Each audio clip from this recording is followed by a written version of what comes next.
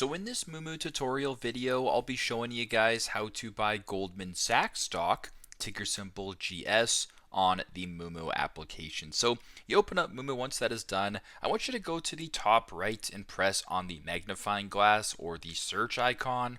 At the top here, as I mentioned, type in a ticker symbol GS for Goldman Sachs. It's this option right here.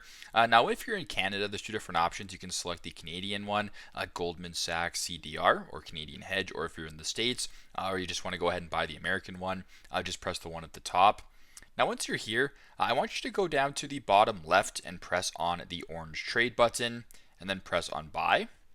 Once you're here, you can select the session type. You can change the order from limits to markets, whatever the case may be. So for example, if you wanted to go market order, you can type in the quantity. So if you wanted to buy one share, for instance, at this moment in time, it is $546 USD, and that's an estimate. So once that is done, go to the bottom and press on the green buy button, and then proceed this way. So very simple, very straightforward. This is how to buy Goldman Sachs stock on Moomoo. Thanks again for watching, and hope this video helps.